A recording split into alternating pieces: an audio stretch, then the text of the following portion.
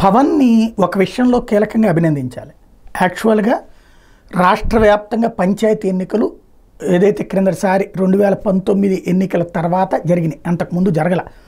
చంద్రబాబు గారి టైంలో panchayat, municipal corporation ఎన్నికల్ని వాయిదా వేస్తూ వచ్చారు. నిర్వహించకుండా ఆగిపోయారు. ఒక్క కాకినాడ మున్సిపాలిటీ మాత్రమే నిర్వహించారు.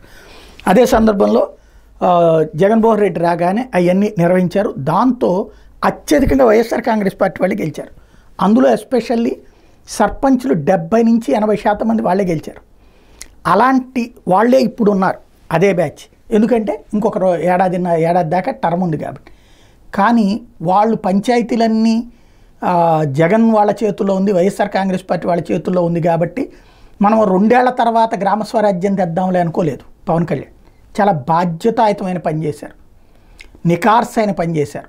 ఇది 2 కోణాల్లో, ఒకటి రాష్ట్రానికి బెనిఫిట్, రెండోది కూటమికి బెనిఫిట్.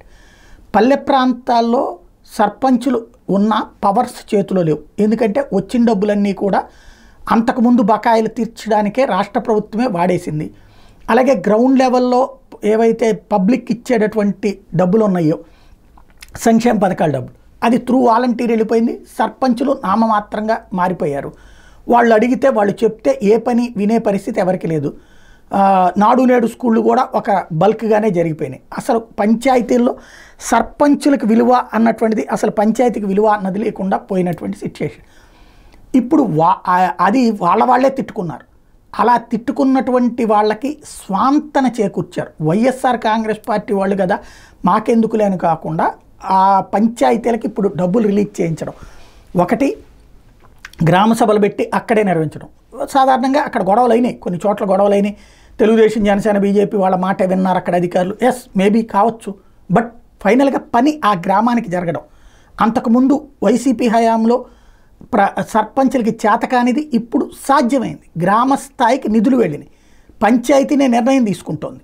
అదే సందర్భంలో నరేగా నిధులు నేరుగా చేరడం అన్నటువంటిది చాలా మంచి ఆలోచన. పవన్ కళ్యాణ్ ఈ విధంగా 2 మంచి పనులు చేసుకొచ్చారు. ఒకటి, గ్రామ స్థాయిలో పనులు గ్రామ ప్రజలే నిర్ణయించుకునేటటువంటి విధంగా తీసుకురావటం. అది వైఎస్ఆర్ కాంగ్రెస్ పార్టీ వాళ్ళు ఉన్నా సరే అక్కడ అమల్లో తీసుకురావడం నెంబర్ 1 అయితే, రెండవది వచ్చేటప్పటికి భవిష్యత్తులో తెలుగుదేశం, జనసేన, బీజేపీ కూటమి అధికారంలోకి వస్తే మాత్రమే ఈ అభివృద్ధి సాధ్యమవుతుంది అనే కాన్సెప్ట్ కూడా. అంటే రేపు రాబోయేటటువంటి పంచాయతీ ఎన్నికలలో ఈ కూటమిని గెలిపిస్తే మీ గ్రామాలు బాగుపడతాయి, లేకపోతే కనుక జగన్ టైపులో డబ్బులు వెళ్ళిపోతాయి అన్నటువంటి రూట్ని వాళ్ళకి తెలియజేసే విధంగా అక్కడ రాజకీయము చేయగలిగారు. వ్యూహాత్మకంగా అద్భుతమైనటువంటి ఎత్తుగడతో సక్సెస్ అయ్యారు.